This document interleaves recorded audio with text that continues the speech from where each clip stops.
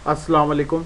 आज हम visual studio 2008 की आईडीई को थोड़ा सा एक्सप्लोर करेंगे। जब आप एप्लीकेशन डेवलपमेंट जिस आईडीई में करते हैं उसके मुख्तलिफ जो ट्रिक्स होती हैं, शॉर्टकट्स होती हैं, ये सारी चीज़ें जो हैं पता होनी चाहिए ताकि आप मुख्तलिफ टास्क्स अच्छे तरीके से मतलब इफ़ेक्टिवली और कम से कम टाइम में पूरा कर सकें। तो आज की वीडियो का कोई ख़ास वो नहीं है, कोई कोई ख़ास सीक्वेंस नहीं है इसमें। मैं कुछ शॉर्टकट्स डिस्कस करूँगा और आईडी की कुछ थोड़ी बहुत फीचर्स एक्सप्लेन कर दूँगा जो कि रोज़मर्रा के काम में यूज़ होती है। पहला शॉर्टकट मैं डिस्कस करूँगा कि जैसे आपने देखा होगा, ये मैं भी सोर्स कोड व्यू में हूँ। HTML पोर्शन के भी दो व्यूज़ होते हैं, एक डिज़ाइन व्यू होता है, एक सोर्स व्यू होता है। अब अगर आपने इसके कोड बिहाइंड में जाना है तो आप डायरेक्ट F7 दबा दीजिए तो ये कोड बिहाइंड में ले जाएगा। वापस आपको सोर्स में जाना है तो फिर से F7 दबा दें, ले आएगा। अब अगर आपको डिज़ाइन व्यू और सोर्स व्यू में स्विच करना है तो आप शिफ्ट F7 दबाइए तो ये स्विच हो गया। दूसरा शॉर्टकट, एक और चीज़ मैं आपको दिखाना चाह रहा हूँ कि जब आप कोड बिहाइंड में होते हैं और आप फ़र्ज़ करें आपने यहाँ पे एक बहुत लंबा सा कोड लिखा गया है, यहाँ पे लंबा सा कोड है और एक लाइन आप ऊपर पढ़ना चाह रहे हैं और एक लाइन यहाँ पे है कहीं जो कि आप रेफरेंस में देखना चाह रहे हैं। अब बजाय इसके कि आप बार बार ऊपर नीचे स्क्रॉल करें, विजुअल स्टूडियो आईडी में अगर आप इधर आएँ, यहाँ पे देखें स्क्रॉल बार के ऊपर एक ये डैश टाइप है। इस डैश को आप पकड़ के क्लिक करें तो आपकी सोर्स कोड की विंडो की दो व्यूज़ बन जाएंगे। तो आप एक को ऊपर कर दें, एक को नीचे कर दें और चेक कर लें। और हमारा एक और जो हम चीज़ देख सकते हैं वो है ये है कमांड विंडो। कमांड विंडो बहुत ही एक अच्छी चीज़ है। इस हिसाब से उसका शॉर्टकट है कंट्रोल ऑल्टरनेट ए। तो कंट्रोल ऑल्टरनेट ए दबाएंगे तो कमांड विंडो हमारी ऑन हो जाएगी। और कमांड विंडो से आप ये जितने जो यहाँ पे विजुअल स्टूडियो की आईडीई में मेन्यूज़ देख रहे हैं, ये सारे डायरेक्टली कमांड विंडो से भी एक्सेसिबल होते हैं। फ़र्ज़ करें हमें एक फ़ाइल खोलनी है तो हम सिंपली लिख देंगे फाइल डॉट ओपन और फाइल का नाम default dot H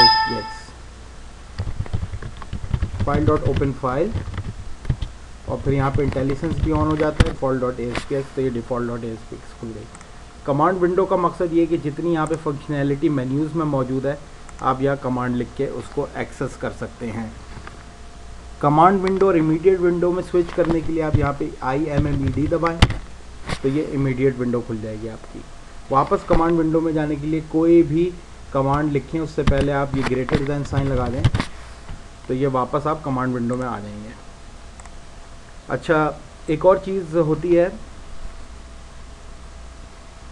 command window की, मैं आपको दिखाता हूँ कि अगर आप चाहते हैं कि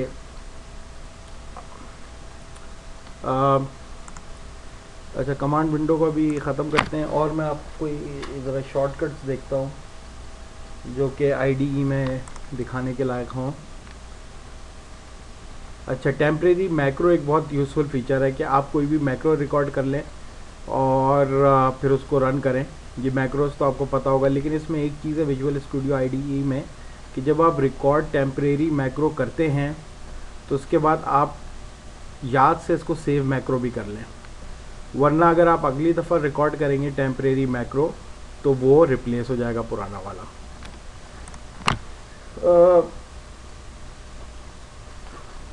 कोड बिहाइंड में अगर आप को पता होगा, अगर आप राइट क्लिक करें, यहाँ पे मैं एक लिखता हूँ कुछ डिम पेज लोड के इवेंट में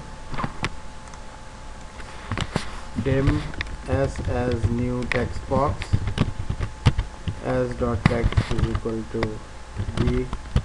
अच्छा, यहाँ पे अच्छा अब फ़र्ज़ करें चाहते हैं कि ये जो टेक्स्ट बॉक्स है यहाँ पे फ़र्ज़ करें यहाँ पे आपने कोड लिखा है बहुत सारा, और टेक्स्ट बॉक्स की टेक्स्ट प्रॉपर्टी आपने यहाँ पे असाइन की है। लेकिन अब आप देखना चाह रहे हैं कि जो एस वेरिएबल है इसकी टाइप क्या है। अभी तो हमें पता है कि भाई टेक्स्ट बॉक्स है, लेकिन अगर फ़र्ज़ करें ना पता हो तो आप एस के ऊपर क्लिक करें और F12 दबा दें, तो ये आपको उसकी जहाँ ये वेरिएबल डिक्लेयर किया गया होगा वहाँ तक ले जाएगा।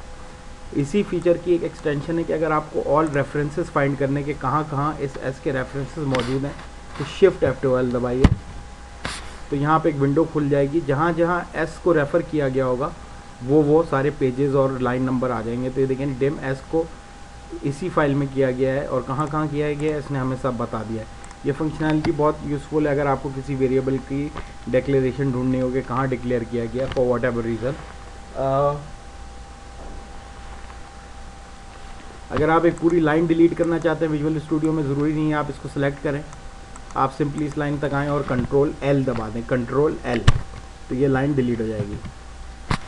कॉपी पेस्ट करने का भी यही हिसाब किताब है, लाइन ज़रूरी नहीं है कि आप पूरी सेलेक्ट करें। लाइन के शुरू में आए, कंट्रोल सी दबाएं और यहाँ के कंट्रोल वी कर दें तो ये पेस्ट हो जाएगी। अच्छा जी, यहाँ पे देखें जो बिल्ड का मेन्यू है, बिल्ड के शॉर्टकट्स मौजूद नहीं है यहाँ पे, कहीं भी नहीं लिखे।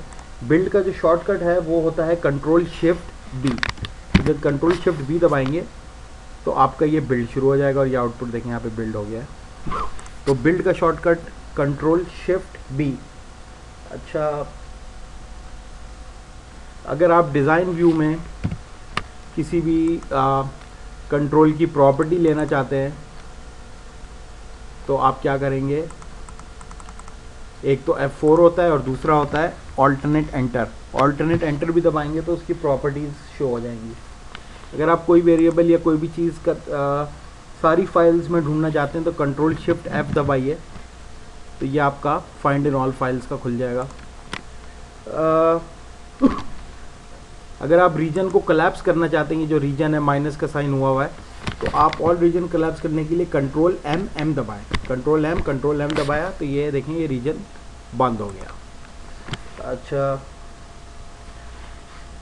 विजुअल स्टूडियो को आप फुल स्क्रीन मोड में भी चला सकते हैं, सिंपली शिफ्ट ऑल्टरनेट और एंटर दबाएं तो ये देखें फुल स्क्रीन में चल गया है, और वापस शिफ्ट ऑल्टरनेट एंटर दबाएंगे तो ये वापस आ जाएगा अपने नॉर्मल स्क्रीन में। और भी बहुत सी काम की चीज़ें हैं, जैसे कि इसमें एक और बहुत ही अहम चीज़ है, अगर आपने किसी भी क्लास की .NET के अंदर बनानी हो, जैसे कि क्लास डायग्राम जिसको कहते हैं, तो आप एक ऐड न्यू आइटम करें और यहाँ पे चूज़ करें क्लास डायग्राम। अच्छा, क्लास डायग्राम जब बन जाएगी तो उसके बाद हम ओपन करेंगे क्लास व्यू और प्रोजेक्ट रेफरेंसेस। तो अब देखें यहाँ पे हम किसी भी क्लास की यहाँ पे डायग्राम बहुत आसानी से बना सकते हैं। फ़र्ज़ करें जैसे हम टेक्स्ट बॉक्स की बनाते हैं, system.web.ui .web कंट्रोल्स के अंदर टेक्स्ट बॉक्स होगा, इसको हम यहाँ पे लेते हैं, टेक्स्ट बॉक्स चूज़ करते हैं, ड्रैग करते हैं, तो ये टेक्स्ट बॉक्स की सारी ये डायग्राम बना देगा। राइट क्लिक करके अगर आप इसको एक्सपेंड करेंगे तो इसकी सारी जितने भी मेंबर्स होंगे, प्रॉपर्टीज़, मेथड वगैरह सारे शो कर देगा। यहाँ पे आप देखें सारे इसने शो कर दिए। अगर आप बेस क्लास देखना चाहते हैं तो शो बेस क्लास करें, तो ये हमें देखें इस डायग्राम को देख के साफ पता। अगर आपको किसी भी क्लास की बेस क्लास वगैरह पता करनी है और उसकी डायग्रामेटिकली थोड़ा सा विजुअली आप चाहते हैं तो ये भी आप कर सकते हैं।